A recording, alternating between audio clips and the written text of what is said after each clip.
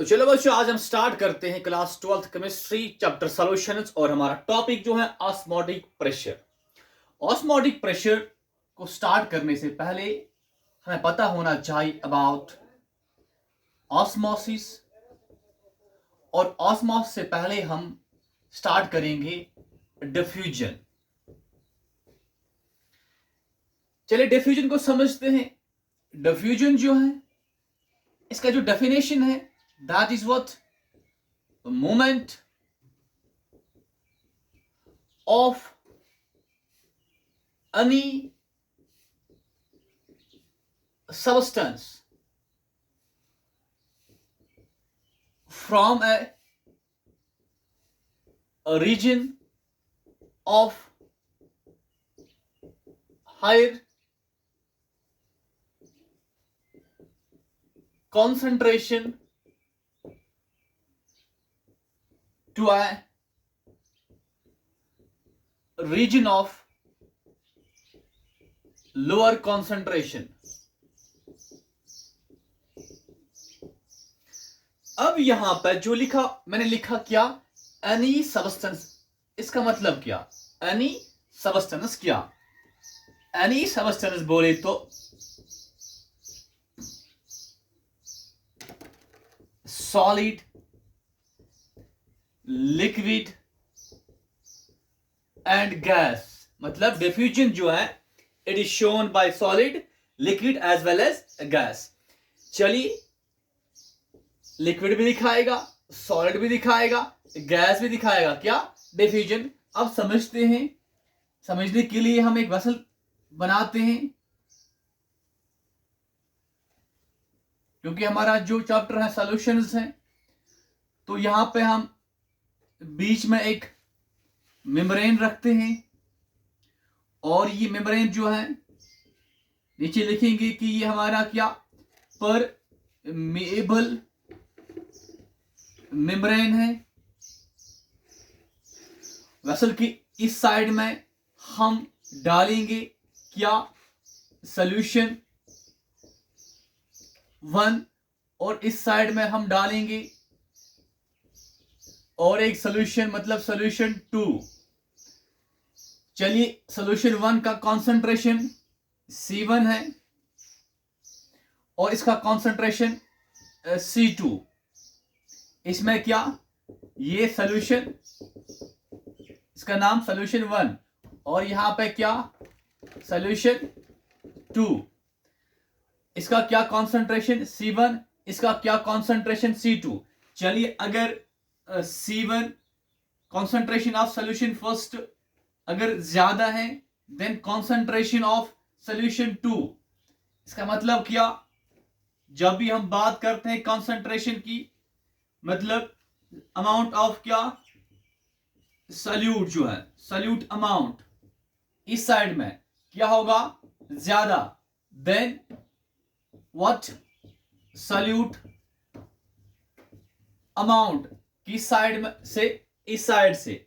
मतलब यहां पे जो सॉल्यूट है वो क्या है, इन हायर कॉन्सेंट्रेशन, और यहां पे जो क्या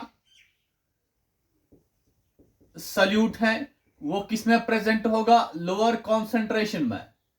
अब देखिए, अगर इस साइड में सॉल्यूट हायर कॉन्सेंट्रेशन में है और इस साइड में सॉल्यूट लोअर कॉन्सेंट्रेशन में है, तो इसका अपोजिट क्या, यहां पे जो सॉल्वेंट होगा उसका क्या होगा, हायर कॉन्सेंट्रेशन देन इस साइड के सॉल्वेंट से, ये होगा लोअर कॉन्सेंट्रेशन में। अब बीच में क्या है, परमिएबल मेम्ब्रेन। तो सॉल्यूट यहां पे हायर कॉन्सेंट्रेशन में, ये क्या करेगा, मूव टू लोअर कॉन्सेंट्रेशन। अब ऐसी सॉल्वेंट यहां हायर कॉन्सेंट्रेशन में, ये करेगा मूव टुवर्ड्स लोअर कॉन्सेंट्रेशन। हाँ, अब क्वेश्चन है कि ये movement from higher concentration to lower concentration, higher concentration to lower concentration कब तक रहेगा। तो लिखिए यहां पे आप, both solute and solvent shows movement from higher to lower. कब तक? Until the concentration of both solutions becomes equal. मतलब जब तक C1 और C2 क्या बनेगा? इक्वल, तब तक ये मूवमेंट होता रहेगा. आप इसको नोट करो. हाँ, करा नोट. चलिए, कभी एग्जाम में क्वेश्चन भी आता है. देखिए क्या क्वेश्चन आता है कभी, ये भी आप नोट करो. Movement of solute is from. आपको डायग्राम दिया गया होगा और फिर क्वेश्चन नीचे होगा moment of solute is from. हाँ, ये डायग्राम और इस पे क्वेश्चन, और फर्स्ट पार्ट लिखा होगा A part from solution is from solution 1 to solution 2. B part solution 2 to solution 1. C part both. D part none. देखिए आपको डायग्राम दिया गया होगा और बीच में क्या होगा? Permeable membrane. ठीक, और आपसे कहा जाएगा यहां सल्यूट हायर कॉन्सेंट्रेशन में है, यहां सल्यूट लोअर कॉन्सेंट्रेशन में है. तो बताइए सल्यूट कहां से कहां मूव करेगा? हमने पढ़ा अभी क्या, हायर कॉन्सेंट्रेशन से लोअर कॉन्सेंट्रेशन में. मतलब हमारा आंसर, हम क्या आंसर देंगे? ए पार्ट. पर देखिए इसका एक्चुअल आंसर क्या है. जो डिफ्यूजन होता है ये एक्चुअल में क्या होता है? Net movement. Net movement, net movement बोले तो यहां पे सल्यूट जो है हायर कॉन्सेंट्रेशन में है, यहां सल्यूट लोअर कॉन्सेंट्रेशन में है. मतलब सॉल्यूशन 1 सॉल्यूशन 2 जो एक्चुअल में सल्यूट मूव करेगा वो यहां से यहां भी जाएगा और यहां से यहां भी जाएगा. मतलब सल्यूट हायर कॉन्सेंट्रेशन से मूव करेगा लोअर कॉन्सेंट्रेशन में और लोअर से हायर में भी. मतलब कि यहां सल्यूट ज्यादा है तो अगर यहां से यहां 100 मॉलिक्यूल जा रहे हैं तो यहां सल्यूट लोअर में है और यहां हायर में है, यहां से यहां भी मूव करेगा पर बहुत कम करेगा. लाइक 10 मॉलिक्यूल्स अगर करेंगे तो हायर से लोअर कितने जा रहे हैं? 100 मॉलिक्यूल्स. लोअर से हायर कितने मूव कर रहे हैं? 10 मॉलिक्यूल्स. अब नेट मोमेंट फिर क्या? नेट मोमेंट की बात करें, net moment solution first solution second क्या होगा बताओ? 100 माइनस 10 कितना हुआ? 90. तो यहां पर हम डिफ्यूजन जो एक्चुअल में है वो नेट मोमेंट है. क्या है? Net moment. तो ये हमारा नेट मोमेंट कहां से कहां हो रहा है? हाँ, solution first to solution second से हो रहा है. कितने? 10. बट एक्चुअल में मूवमेंट जो है, मूवमेंट दोनों साइड्स में है. मूवमेंट हायर टू लोअर भी है, मूवमेंट लोअर टू हायर भी है. पर नेट मूवमेंट कहां से कहां है? Net movement higher to lower है. ये है net movement. Net movement higher to lower. पर जो मूवमेंट है, only movement solution first to solution second भी है, movement solution second to solution first भी है. और जो नेट मूवमेंट है वो है solution first to solution second. तो डिफ्यूजन क्या है? Net movement of any substance from a region of higher concentration to a region of lower concentration. और यहाँ पर नेट मोमेंट नहीं लिखा हुआ है. यहाँ पर क्या? Movement of solute is from what? Solution first to solution second as well as solution second to solution first. चलो आप ये नोट करो.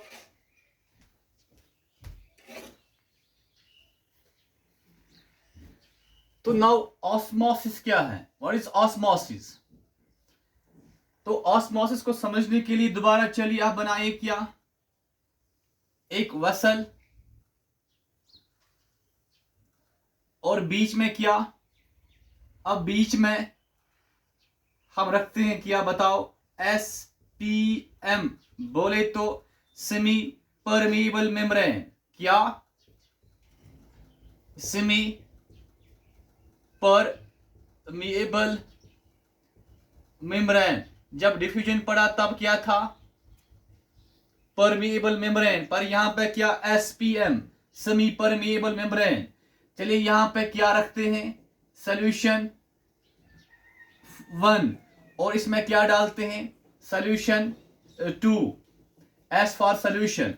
अब इसका कॉन्सेंट्रेशन क्या C1, इसका कॉन्सेंट्रेशन क्या C2।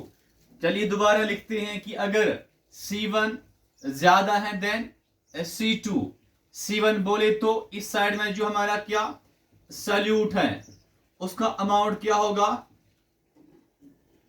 ज्यादा, मतलब यहां पे ये सल्यूट हमारा क्या हायर कॉन्सेंट्रेशन में है, और इस साइड में हमारा सल्यूट क्या होगा लोअर कॉन्सेंट्रेशन में, मतलब यहां पर सल्यूट हायर कॉन्सेंट्रेशन में है और यहां पर सल्यूट लोअर कॉन्सेंट्रेशन में। अब बात करते हैं सॉल्वेंट की, C1 ज्यादा मतलब सॉल्यूशन का कॉन्सेंट्रेशन ज्यादा। जब भी हम बात करते हैं कॉन्सेंट्रेशन ऑफ सॉल्यूशन, मतलब सल्यूट जो है कॉन्सेंट्रेशन ऑफ सॉल्यूशन ज्यादा, मतलब सल्यूट का हायर कॉन्सेंट्रेशन है, तो सॉल्वेंट का क्या फिर होगा लोअर कॉन्सेंट्रेशन। यहां पे सॉल्वेंट फिर क्या होगा, जिस साइड में सल्यूट कम है वहां सॉल्वेंट क्या होगा ज्यादा, तो यहां पे सॉल्वेंट क्या हायर अमाउंट में है, ठीक। यहां पे सॉल्वेंट हमारा क्या लोअर अमाउंट में, ठीक। हाँ, अब बीच में क्या है सेमी परमिएबल मेम्ब्रेन। ये भी आपने याद रखना है कि जो सेमी परमिएबल मेम्ब्रेन है ये परमिट करता है खाली स्मॉल साइज्ड मॉलिक्यूल्स को, मतलब ये परमिट नहीं करेगा किनको, सल्यूट को, क्योंकि सल्यूट मॉलिक्यूल्स होते हैं लार्ज साइज्ड और सॉल्वेंट होते हैं छोटे साइज के, तो सेमी परमिएबल मेम्ब्रेन के थ्रू खाली सॉल्वेंट फ्लो कर सकता है। तो इन केस ऑफ ऑस्मोसिस हम यहां पे क्या लगाते हैं सेमी परमिएबल मेम्ब्रेन, और इससे क्या सॉल्यूट मॉलिक्यूल जो उनका साइज बड़ा होता है वो फ्लो नहीं कर सकते, वो मूव नहीं कर सकते, पर सॉल्वेंट मॉलिक्यूल्स का साइज छोटा होता है वो मूव कर सकते हैं। अब सॉल्वेंट कहां से कहां जाएगा, higher concentration to lower concentration, ठीक। तो चलिए डेफिनेशन लिखते हैं। हाँ, तो यहां पे क्या होगा, movement of what, of solvent molecules from, हाँ सॉल्वेंट मॉलिक्यूल्स का यहां पे हायर कॉन्सेंट्रेशन है और सॉल्वेंट मॉलिक्यूल्स का इसमें लोअर कॉन्सेंट्रेशन है, पर what is C1 is concentration of solution, C2 is concentration of solution. हमने पढ़ा कि C1 क्या है मोर देन C2, मतलब कि इस साइड में सॉल्यूशन का कॉन्सेंट्रेशन ज्यादा है, इस साइड में सॉल्यूशन का कॉन्सेंट्रेशन कम है, बट इस साइड में सॉल्वेंट का कॉन्सेंट्रेशन ज्यादा है। From their higher concentration to their lower concentration, पर यहां पर इंपॉर्टेंट पॉइंट क्या है, यहां पे क्या, हाँ throw semi permeable membrane, throw semi permeable membrane. तो ये हमारा किसका डेफिनेशन ऑस्मोसिस का, या हम कह सकते हैं क्या movement of solvent molecules from lower concentration किसका? ऑफ सॉल्यूशन, क्योंकि इस साइड में C2 मतलब concentration of solution, C2 concentration of solution 2 क्या है? Less than concentration of solution 1। तो इस साइड में सॉल्यूशन का कॉन्सेंट्रेशन कम है, lower concentration of solution to higher concentration of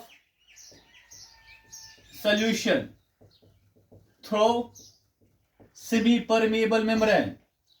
हाँ, आप इसको नोट करो।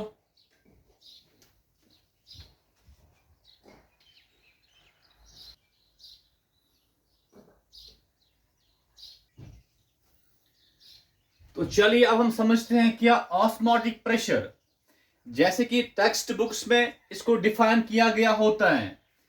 कैसे? हाँ, चलिए समझते हैं दोबारा। ये हमारा क्या एक वेसल है और बीच में क्या सेमी परमेबल मेम्ब्रेन।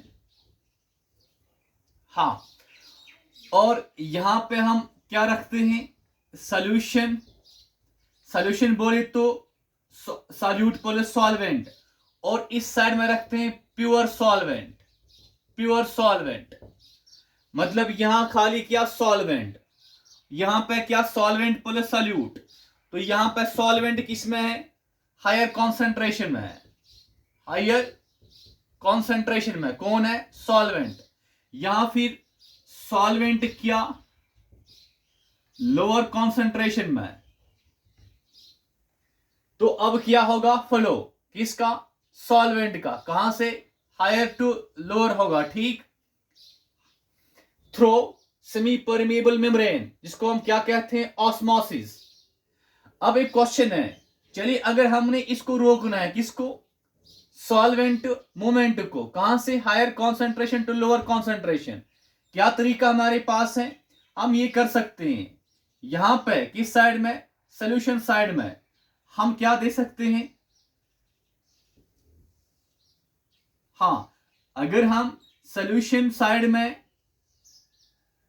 एक पिस्टन लगाएंगे, यहां पे पिस्टन, ये हमारा क्या?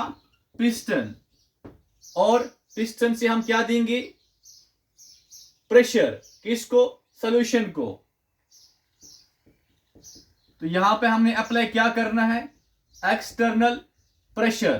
किसको? सॉल्यूशन को। जिससे क्या होगा? ये मूवमेंट स्टॉप होगी, ठीक। तो द एक्सटर्नल प्रेशर अप्लाइड, हाँ किस पे? On solution. इसलिए to stop the movement of solvent from higher concentration to lower concentration, उसको हम क्या कहते हैं? Osmosis. To stop the osmosis is called, इस एक्सटर्नल प्रेशर को हम क्या कहेंगे? Osmotic pressure. इसी को क्या कहते हैं? Osmotic pressure.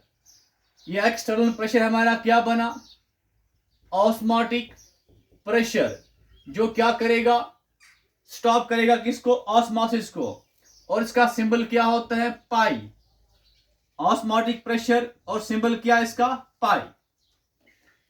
हाँ, इसको आप नोट करो।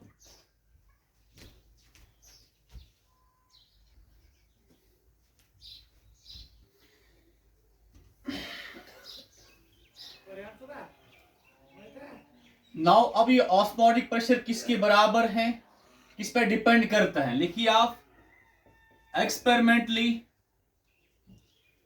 एक्सपेरिमेंटली देखा गया जो पाई है, पाई मतलब ऑस्मोटिक प्रेशर, ये डिपेंड करता है, is directly proportional to what? M. What is M? M is molarity of solution, and M is also directly proportional to T. What is T? T is temperature in Kelvin. तो इन दो को मिलाते हैं तो pi is directly proportional to mt. अब इसको हटाते हैं तो यहां पे क्या आएगा? कांस्टेंट आएगा, उसका नाम और mt, where R is constant of proportionality, where or is constant of proportionality and is known as solution constant and is known as solution constant. आपने ये नोट करा, इसको नोट करो. चलिए मैं अब करता हूं क्या. अब आप यहां देखिए जो R का वैल्यू है, R क्या हमारा solution constant, value of solution constant R जो है is same as that of universal gas constant. इसलिए इसका नाम भी क्या रखा गया है और, क्योंकि इसका वैल्यू क्या same as that of universal gas constant. हाँ उसका वैल्यू क्या 0.821 atmosphere litre per mole kelvin. ये क्या हमारा unit of universal gas constant as well as unit of solution constant. 0.821 atmosphere litre per mole kelvin. देखिए इसका ये यूनिट सैम क्यों है, चलिए ये भी हम चेक करते हैं. हाँ ये हमारा बॉक्स, इसमें हम कुछ रफ करते हैं. ठीक, हमने पढ़ा है इन क्लास 11th क्या P इक्वल्स टू N/VRT. ये हमारा क्या आइडियल गैस इक्वेशन. P क्या प्रेशर, R क्या गैस कांस्टेंट, T क्या टेम्परेचर इन केल्विन, N क्या नंबर ऑफ मोल्स, V क्या वॉल्यूम.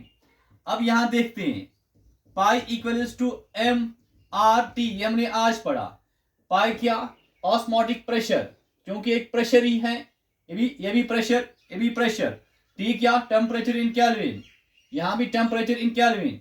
आर क्या सॉल्यूशन कांस्टेंट, यहां आर क्या यूनिवर्सल गैस कांस्टेंट. ठीक, अब देखिए एम क्या मोलरिटी, मोलरिटी बोले तो number of moles divide by volume, volume. ठीक, तो ये और ये same, pressure pressure, temperature temperature, molarity यहां भी क्या N/V मोलरिटी. तो फिर ये और ये सॉल्यूशन कांस्टेंट, ये यूनिवर्सल गैस कांस्टेंट, इसलिए इनका वैल्यू भी क्या होगा सेम होगा. चलो आप ये नोट करो.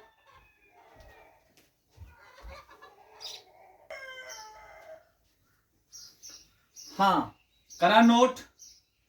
हाँ पर यहाँ पे देखिए, यहाँ पे सॉरी, यहाँ पे 0.821 नहीं बल्कि यहाँ पे क्या 0.0821 है. 0.0821 ये आप लिखो यहाँ पे 0.0821. चलिए ये आपने नोट करा. इसके बाद हाँ ये भी हमें पता होना चाहिए कि रिवर्स ऑस्मोसिस क्या है. What is reverse osmosis. देखिए कि हमारा जो ऑस्मोटिक प्रेशर ये क्या करता है, ये स्टॉप करता है movement of solvent from higher concentration to lower concentration. तो जो प्रेशर स्टॉप करता है, किसको? ऑस्मोसिस को। उसको हम क्या कहते हैं? Osmotic pressure. ठीक, तो ऑस्मोटिक प्रेशर ऑस्मोस को स्टॉप करता है। तो जो हम यहां से प्रेशर देते हैं, जो किसको स्टॉप करते हैं? ऑस्मोसिस को, उसको हम क्या कहते हैं? Osmotic pressure. अब एक पॉइंट यहां पे ये है, अगर हमने एक्सटर्नल प्रेशर अप्लाई जो हम करते हैं, applied is more then what? Osmotic pressure. क्योंकि ऑस्मोटिक प्रेशर वो एक्सटर्नल प्रेशर है, ऑस्मोटिक प्रेशर वो एक्सटर्नल प्रेशर है जो स्टॉप करेगा फ्लो को, मूवमेंट को, सॉल्वेंट के। अगर अब हमने एक्सटर्नल प्रेशर अप्लाई करा more than what? Osmotic pressure, तब क्या होता है? हाँ, तब क्या होता है? तब जो यहां सॉल्वेंट है, किस साइड में? सॉल्यूशन के साइड में, वो क्या करेगा? वो फ्लो करेगा टुवर्ड्स हायर कॉन्सेंट्रेशन। अगर हमने क्या करा? प्रेशर अप्लाई करा बहुत ज्यादा, more than pressure required to stop the flow, तो external pressure applied is more than osmotic pressure, then तब क्या होता है? Then solvent from lower concentration